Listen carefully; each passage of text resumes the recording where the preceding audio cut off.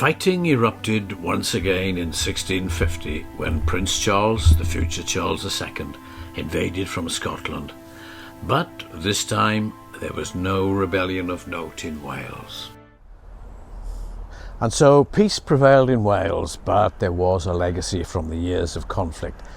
And that was economic, physical, and possibly also cultural. After the first phase of the Civil War ended in 1646, Parliament in general showed a spirit of reconciliation.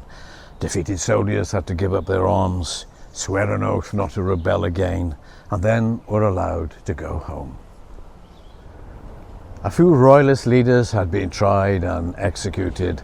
Among the gentry, some had been fined substantial sums, they'd lost their lucrative posts, and a few had to give up their estates to Parliament.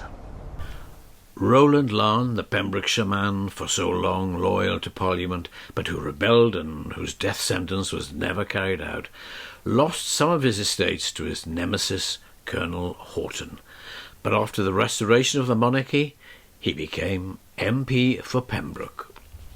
Parliament's victory did, of course, provide rewards for the winners and some opportunities for newcomers, people such as Philip Jones. He had come from fairly humble beginnings, rose to be a colonel in the parliamentary army, and later was governor of Swansea and then Cardiff. He was showered with lots of other titles, became very rich and bought himself a nice home at Fonmont Castle in the Vale of Glamorgan. John Carter, a draper's son from Buckinghamshire, rose to become a lieutenant colonel in the meritocratic New Model Army. He later settled in Kinmel, became an MP, and eventually was one of the richest and most powerful men in North Wales. Most ordinary people had suffered considerable hardships during the wars. Afterwards, fines imposed on some Welsh counties probably trickled down in taxes to the most modest households.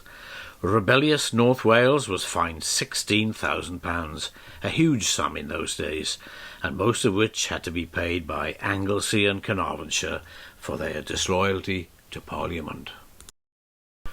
The few thousand Welsh casualties of the war, unknown in number, but probably significant considering Wales's tiny population of the day, fewer than 400,000 people, led to a shortage of farm labour for some years and hence productivity.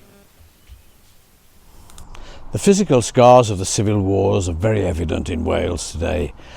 At the end of it all, Parliament decreed that castles should be slighted, that is, destroyed or damaged to such an extent that they would be of little use should there be a future rebellion.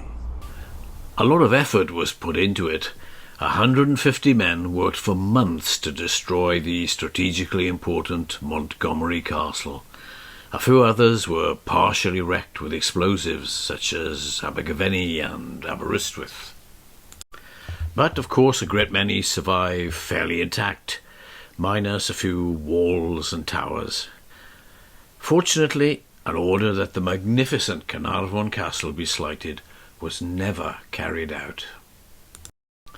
After the monarchy was restored in 1660, King Charles II created the Order of the Royal Oak for those who had supported him during his exile in France. 75 members of the Welsh gentry received it. Some financial help was provided for the injured and destitute men who had fought for the royal cause all those years earlier.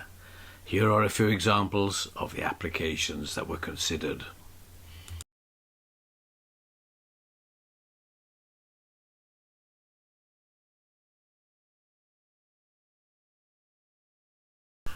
And perhaps the wars left a cultural impact on Wales.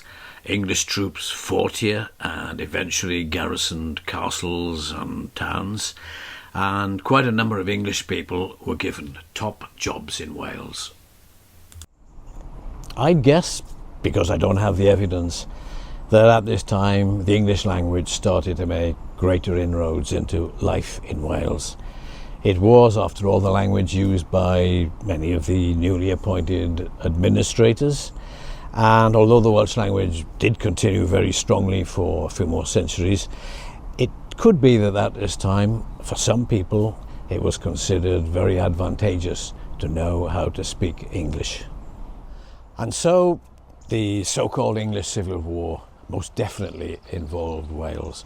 A vast amount of things happened here, much more than has been covered in these very short videos.